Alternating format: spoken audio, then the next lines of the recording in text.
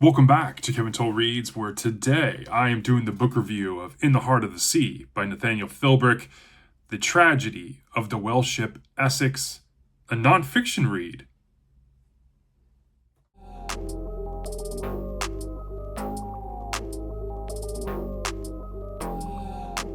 So today's book review is going to be about In the Heart of the Sea, about the tragedy of the whale ship Essex by Nathaniel Philbrick, published in 2000. This nonfiction book is really good. I really enjoyed it. It spawned a movie directed by Ron Howard in 2015, starring Cillian Murphy and Chris Hemsworth, which I also watched. There is some differences we'll talk about from the movie and the book. But I picked this book up for two reasons. One, it was part of the nonfiction starter pack from Steve Donahue that he recommended. I definitely am glad I did. And then when Josh from Already Overbooked saw that I was going to read this, we kind of connected and like, hey, let's do this. And if you haven't checked out the live stream, Josh and I had a live stream and yesterday, and you definitely should check it out because it's really, really good. And we talked a lot about this book and different, questions and around, thought-provoking descriptions and themes and, just our thoughts in general. It's a really great discussion. I had a lot of fun with Josh. Summary of this book, a lot of people know about this story. It's a story, one, that spawned Herman Melville to take up the mantle to write Moby Dick. Even though his account is fiction, this is a nonfiction true account of what happened in 1820 and 1821 of the whale ship Essex as it cast off from the Nantucket Island on a journey to go whaling for oil and other very prosperous exports. But this is really an account for me, not so much about the whale, the sperm whale that capsizes the ship Essex, but it's more about the human spirit and what it can endure, pushing beyond its boundaries mentally and physically. And I really relate with that. From a sports background, you definitely kind of jive with those type of things.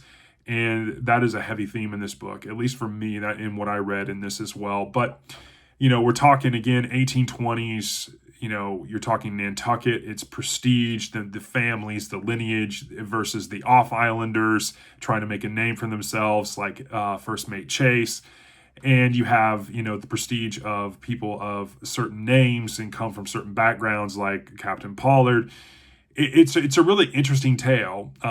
It talks about, mainly, a lot to do with whaling ships, how they, take on whales, the whole process of whaling and how they store the oil and how they extract the oil from whales once they're captured. And it talks about how they go about capturing them. It's a very interesting story. And then when it gets into the meat of the story, for me, really, is less about the whale and its intent and, kind of evil intent. It's more about the human spirit and what they had to go through. And it's a harrowing, account in that regard. In terms of what I enjoyed, there's a lot to unpack. It's a nonfiction account, but it's great. Its pace is really, really good. It's not embellished, I don't think, at all. It's not bloated anywhere as well. So I think I have to give Philbrick kudos on that, because sometimes nonfiction books can get a little dull, and I didn't feel like this one was at all. I just ripped through this thing.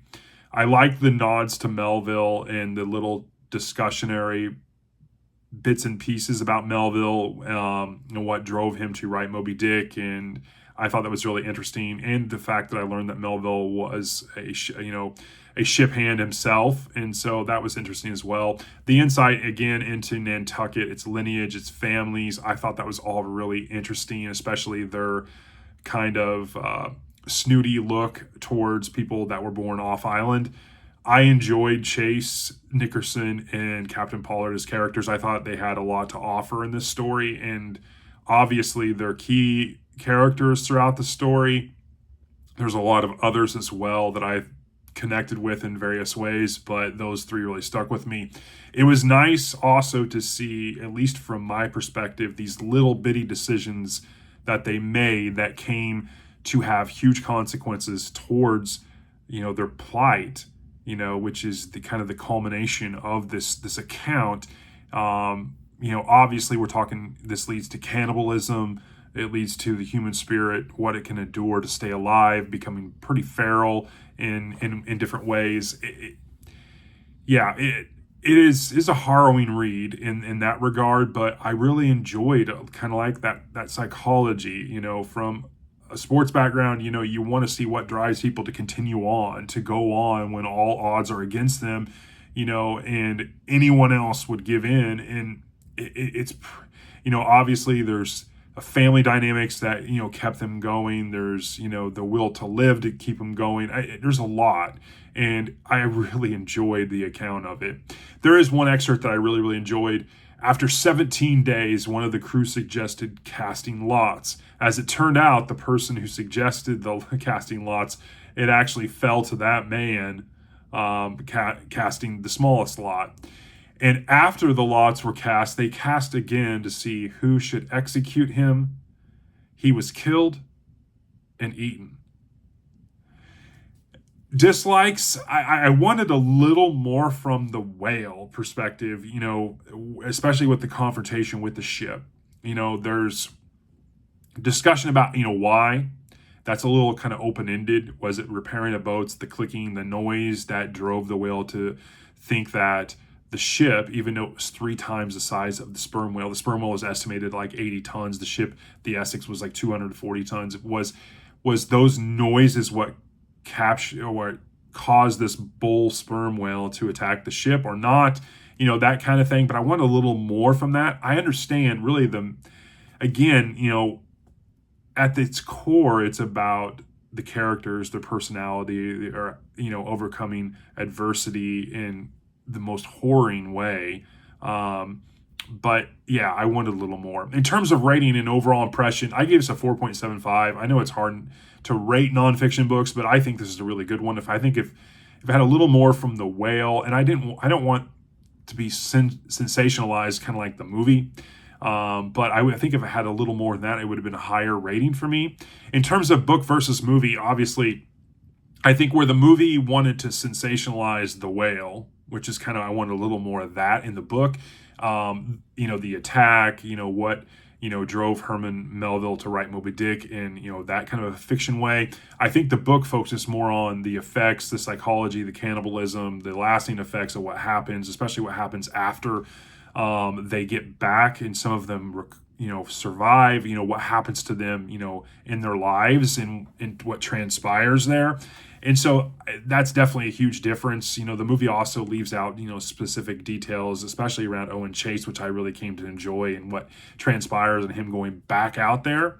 I thought that was an interesting, that the movie didn't want to kind of play down his or water down his role, especially post after the incident on the Essex.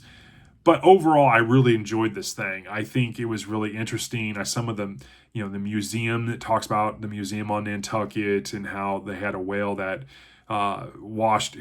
came aboard one of their beaches, and then they ended up processing it, and then how they put the bones in the water for the sea creatures to strip it, and then weeks and months afterwards, the bones are still producing oil, oozing oil, which is the precious commodity back then. So I thought it was really interesting, all these little nuggets and insights into whaling, and then the human spirit. This was a really, really good read, as you can tell from this review, but I really enjoyed this. I highly recommend, if you haven't read this, that you should. It's a really good read. So that is my review of In the Heart of the Sea, The Tragedy of the Whale Ship Essex by Nathaniel Philbrick. I give it a 4.75 out of 5. I hope you're doing well, and I will talk to you all in the next one.